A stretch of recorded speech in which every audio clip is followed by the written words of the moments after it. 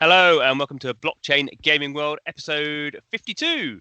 I'm your host, John Jordan, and for this episode, I'm talking to Matias Nisenson, who is the CEO of Experimental, also known as E11. How are things going, Matias? Everything good. How about you? Yes, all good, all good. So we're gonna talk about your game CryptoWars, which you've been doing a lot of testing this year. It's been in development for longer, and I think we'll explain to kind of people who are listening some of the great potential of blockchain games and also some of the kind of things you're struggling with. I guess, and a lot of developers are struggling with. So, but just to kick us off, what is CryptoWars? What was the spark that started off the project? Perfect. So we decided, a while ago. It's almost a year and a half since we founded Experimental. We decided we wanted to experiment with the technology, with blockchain technology and Ethereum specifically. We wanted to know how far it could go in terms of a product, right? And so we decided to create CryptoWars, which is a real-time strategy game. It was a huge, technological challenge because at that time you wouldn't be able to run a game on mobile. You needed to pay gas for every single transaction.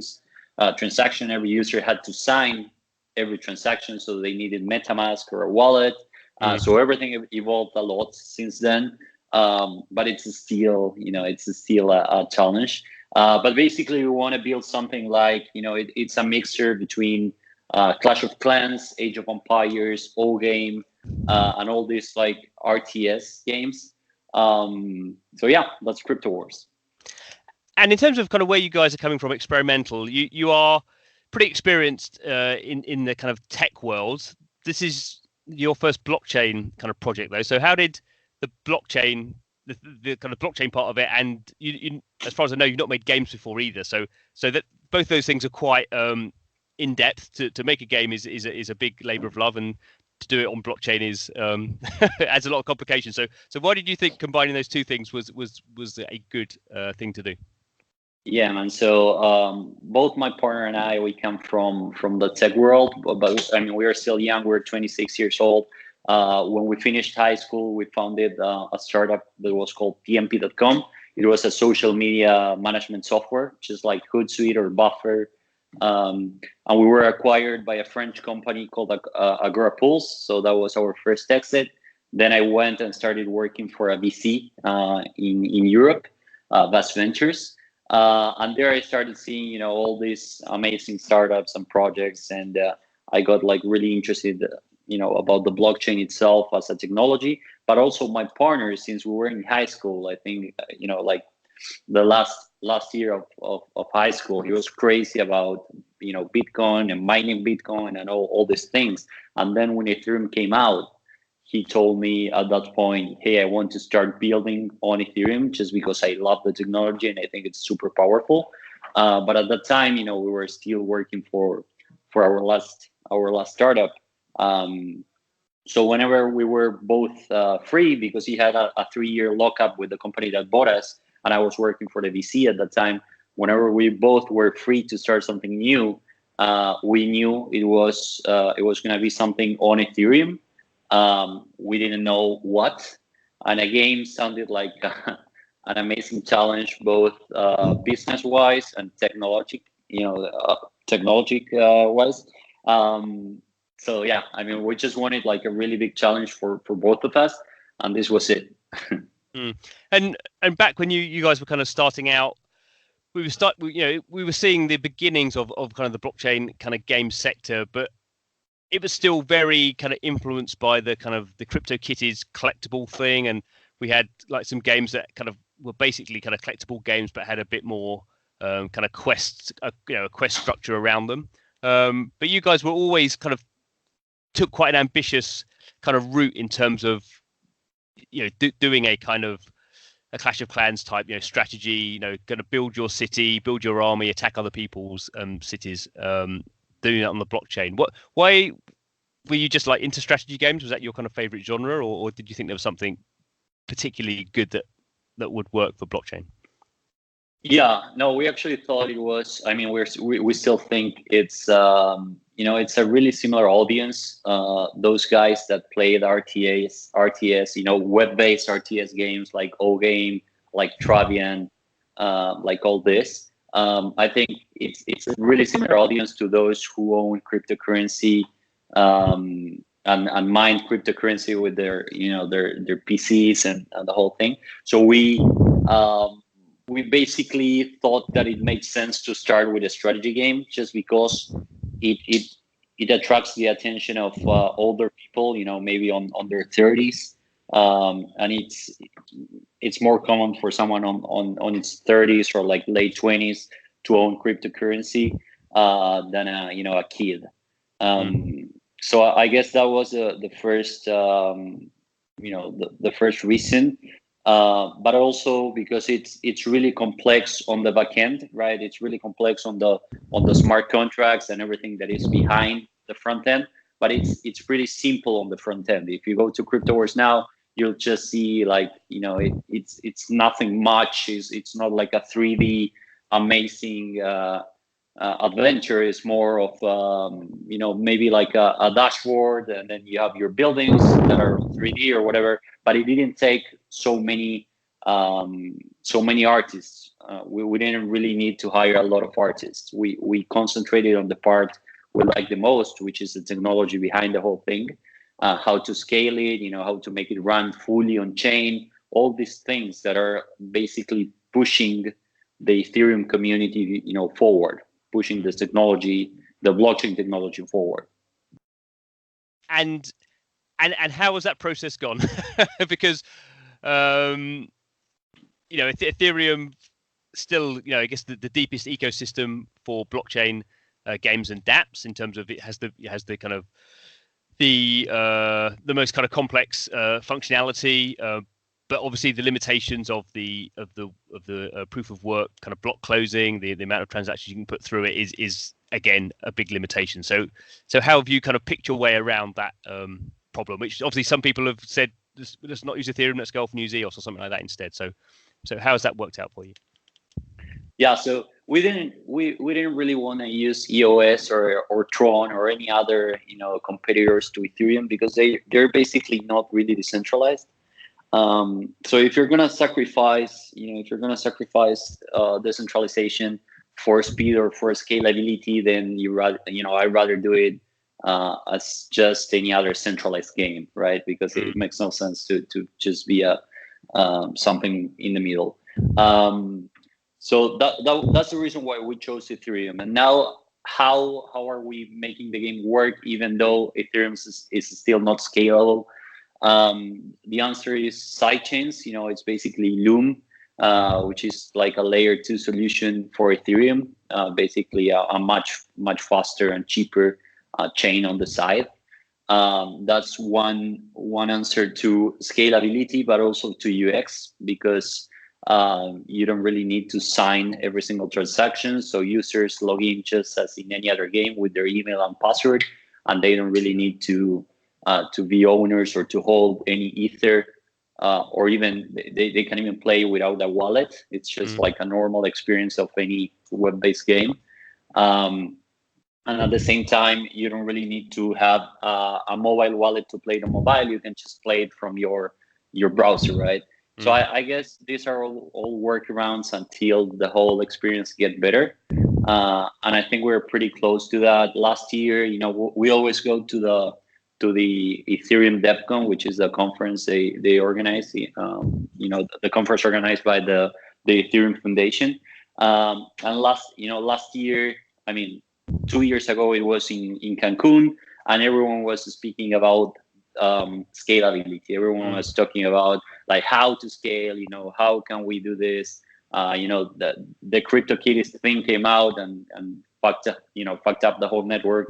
So if a collectible game where the only thing you can do is buy and sell and maybe create some new cards, already floods the whole network, how can a strategy game that fully runs on chain, that everything you do is a transaction on the blockchain, will hold? Like how can we scale that? So The DevCon at that point was all about scalability, how to make it work. The DevCon this year, thanks to teams like Loom and all these other teams working on layer 2 solutions, now everyone's speaking about UX. Like the scalability thing, is much more clear how it will scale. We have proof of stake, that will come, Ethereum will roll it out next year, probably in the first quarter. But also all these layer 2 solutions solve the main thing about the blockchain and the dApps, which was scalability. Now we have to figure out how to make it simple for, how they call it, normies, or, random people, the average Joe. How can he or she play our games without having to learn the whole thing? But is it still the case that even with these less 2 solutions, and I guess Loom Network is the kind of best known one, certainly in the game sense, in the gaming kind of community, but there's quite a lot of other kind of different ones. I know Decentraland's using a different one as well. Do they solve everything? Because they're still not kind of I don't think there's like a full live game that's got kind of launched on Loom. There's kind of like, Axie Infinity's used it for a bit of its kind of functionality, and there's kind of you guys in testing, and there's the Relentless game from the Loom network people themselves in testing. So there's still quite a lot of testing going on around those solutions. Yeah, I wouldn't say it's ready for public adoption. It's not even close from that. We actually got an offer to get some, like a really big gaming company told us, hey, we can send like 10,000 users your way to see if they like your game, and maybe they wanted to invest in our company. So they told us, let us send some users your way. And we had to say no, because if you bring like 10,000 people to our game on Loom now, the whole thing would crash. So I'm not saying it's a good solution. It's what we have at this point, and what I'm saying is it evolved a lot in the next, in the last 6 months. If you remember our first tournament, as soon as we started, just with the users creating their village, the whole thing crashed. And during the second one, Loom went down like 6 times or 10 times or something like this. Then it was 3 times, 2 times, 1 time, and now it's not really going down anymore. We're still talking about like hundreds of users and not thousands, and not even talking about tens of thousands or anything, really, really big. But the only way to scale is to start getting more and more users, and then the infrastructure will have the need to get better and better and scale like this. The thing is, we are in this circle where if there are no users, then the infrastructure is not getting better, and if the infrastructure is not good and you have no users, then companies don't really care about creating good games on the blockchain. So it's like this loop someone has to break, and that's what we're trying to do. And it is interesting looking at the now kind of Loom is you can track what's happening with Loom on DappRadar and other of these kind of DApp data sites. And you guys, you've been very focused. You have your tournaments over the weekend for specific periods of time. So you're not just kind of constantly in beta. You're kind of trying to drive users through certain timeframes. And it is interesting how you can just see the big spikes happening, that you guys are by far and away driving the most traffic through Loom. So that's kind of interesting. To be building a game that is helping build up that infrastructure piece, because I guess it kind of plays into something that a lot of people in the wider blockchain industry think that games are going to be the kind of the entry point for a lot of people who don't understand very much about blockchain, but do understand kind of how games work and do understand about digital currencies, and I think that's a big hope for a lot of people, that games are going to be that entry point. Yeah, man, I really think games will be some kind of gateway to get new people into cryptocurrencies, and the main reason is that if we nail the UX part, then you don't really need to know anything about like blockchain or cryptocurrencies until you really need to, until you earned something that's worth something, and you say, hey, I want to take care of this, I want to protect whatever asset I just got, or I want to turn it into money. And then you have a clear motivation to learn and to read and to learn how wallet works and how cryptocurrency works. But it's really different to just start learning out of the blue, or actually having to be incentivized by money or by value. Yeah. So going a bit more into some of the features of CryptoWars. So I guess people who've played, anyone who's played a kind of a strategy game or Clash of Clans, that sort of thing, Age of Empires, will kind of have the basic understanding of kind of what the game kind of features are about. But the fact you're doing it on a blockchain, how is that, you feel, making the game kind of more interesting? Well, there are many things that are going to be interesting about the fact that the whole thing runs on chain. And one of the things I care about the most is the intersection about from DeFi, decentralized finance, to blockchain gaming. I think there are going to be a lot of amazing things coming, such as I don't know. Did you see this no loss lottery where you stake some DAI? And then whatever is accrued through the interest in compound, then they just give that to the winner and you get your money back. I think we're gonna see a lot of game mechanics with DeFi at the same time. So we're thinking about we still can't tell a lot about it, but we're developing one feature in particular with compound and with Maker. Okay. I'm really excited about that, and that's only possible because everything runs on chain. But also the game itself, I mean, it's a game that it's all about economy, gathering resources, trading, stealing resources from others. So it just makes sense for the whole thing to be related to cryptocurrencies and the blockchain, and to be transparent. Yeah. So we're kind of seeing, I guess, a bit of a kind of difference between some blockchain games companies, particularly when it comes to the idea of kind of NFTs. So I guess we're kind of seeing more coming from the crypto kitties style of kind of collectible and creating value around a fairly small number of kind of items that may be time limited or maybe kind of class limited or something like that. I guess particularly over the last kind of couple of weeks, we've seen this kind of Formula One Delta Time selling off these racing cars for its game that's coming out next year.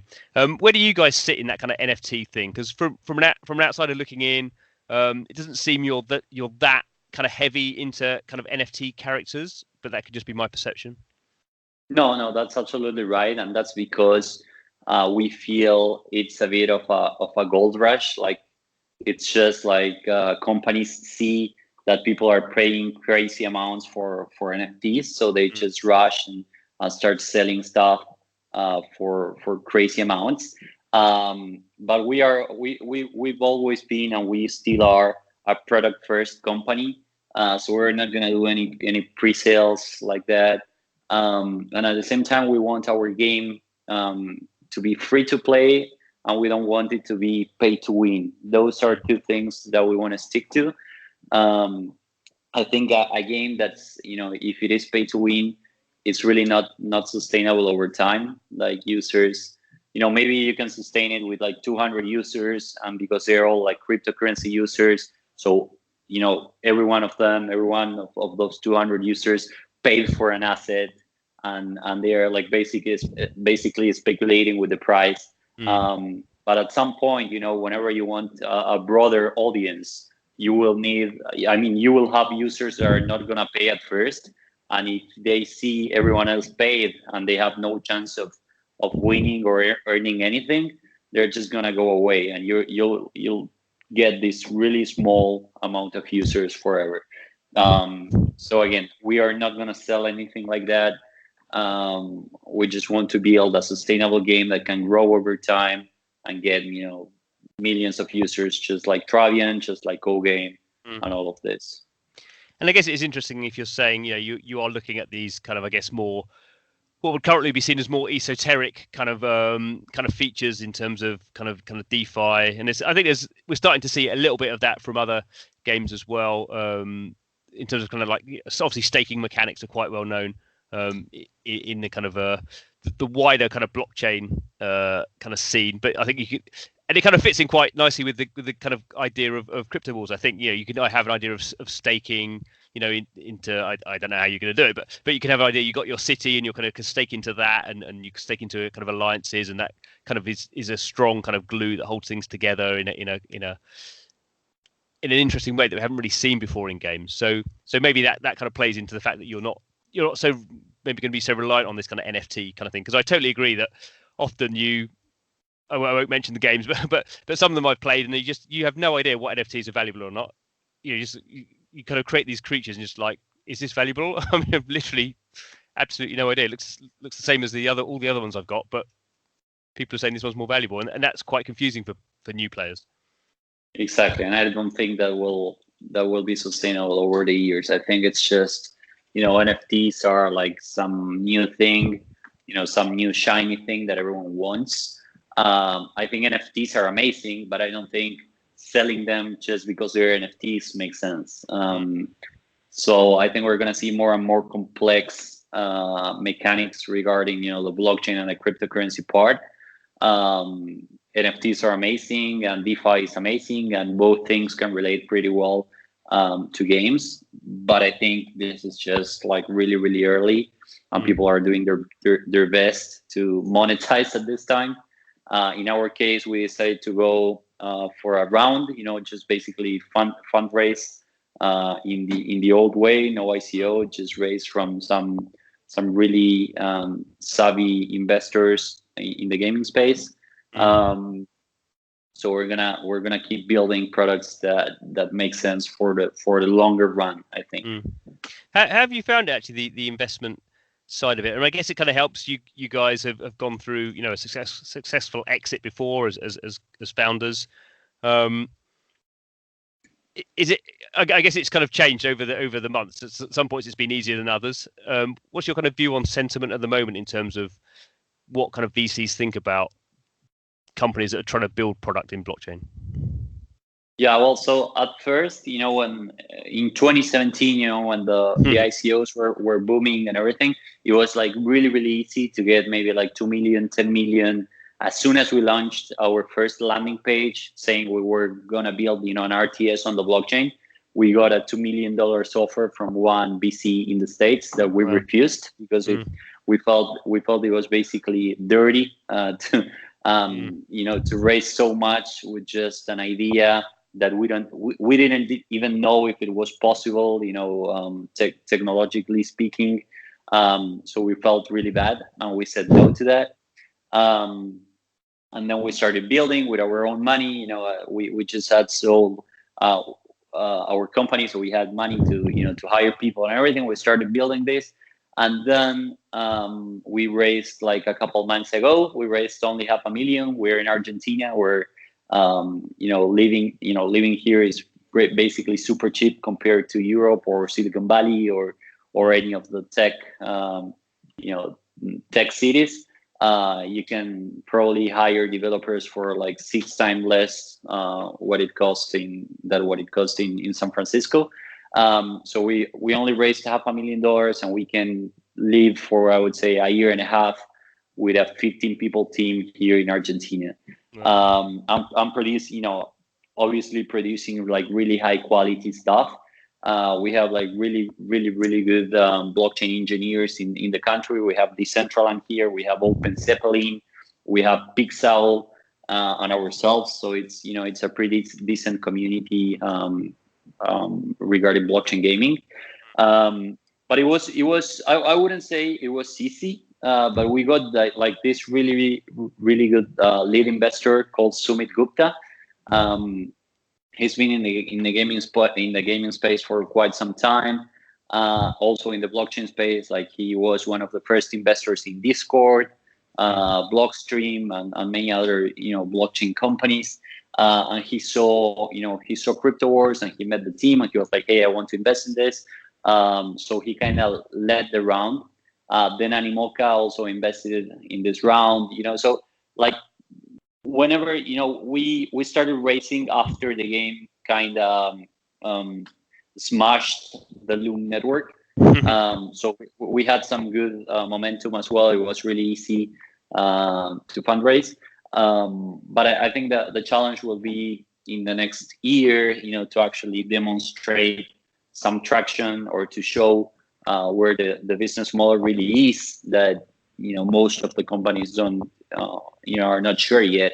Because even let's say you sold like what, $200,000 or $500,000 worth of NFTs, that's not a business model. That's a one-time hit that you will not be able to repeat. And we saw that with many companies like Etherbots that sold a shit ton of Etherbots, and then the community was furious. Then maybe they sold cards on Gods Unchained or all these things. But the thing is, if you don't actually ship a product that people like, that's not going to be repeated. So man, I'm looking forward to seeing the actual business models of the industry, not just selling NFTs with no product. Good. Right. So I guess to finish off, how are things with CryptoWars now? So you've been pretty much actually since January. You've been running these kind of these tests over specific time periods. You're now really for the last kind of 2 months really been running them every weekend. You're getting different time frames, like 12 hours. I think the last one you did was 3 hours.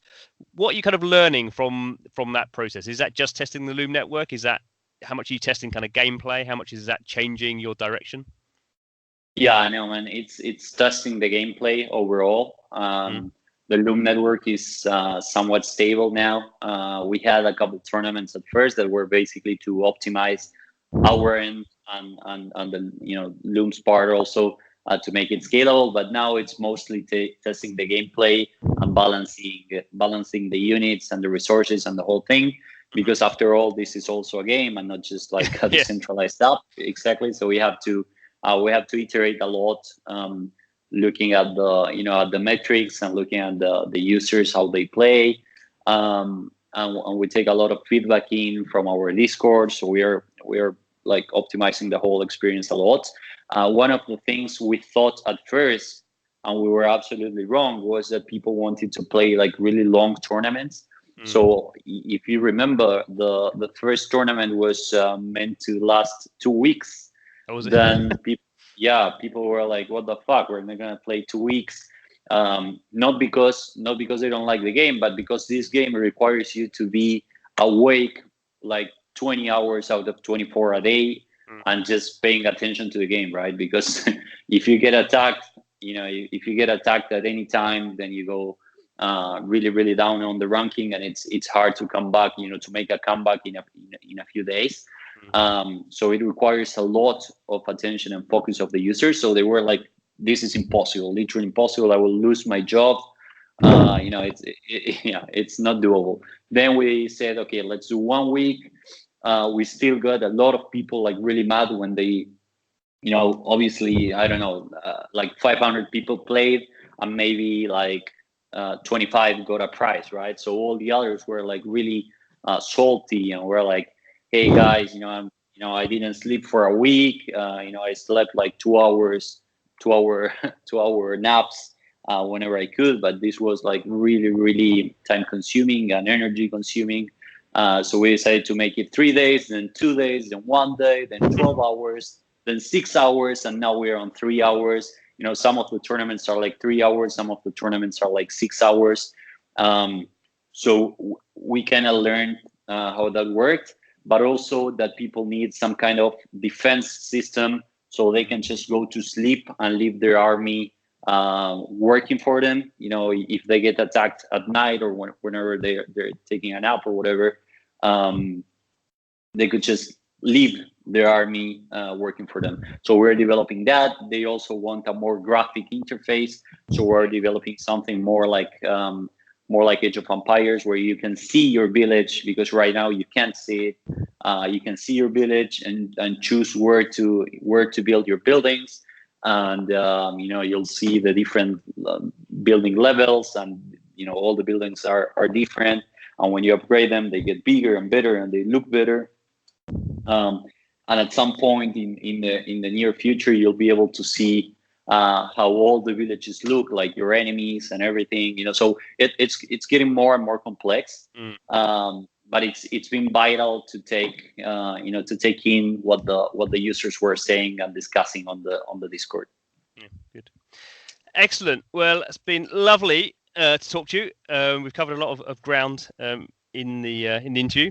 Just before we go, where should people be going to find out if people want to play, sign up for CryptoWars, if they want to find you on Twitter or whatever you're on? How can they do that? Yeah, man. So the best thing is to go to CryptoWars.jp, like Japan. And there you'll be able to sign up for all these free tournaments, absolutely free, and with actual cryptocurrency prices. And then from there you'll find our Twitter, our Discord, our Telegram, and the whole thing. Oh, good. I'll definitely put the links in the show notes. But thanks very much for your time. All right, man. Thanks for your time, and thank you for bringing me online. Cool. And thanks for the listeners for listening. Glad you made it through to the end. Obviously, don't forget to subscribe. I'm sure you have already. If you have any comments, you can find me on Twitter. I'm blockchain GMG. So it'd be great to have any comments. I'll put Matias's Twitter in there as well, so you can find him there as well. But thanks for listening, and come back next week to find out what's going on in the world of blockchain games.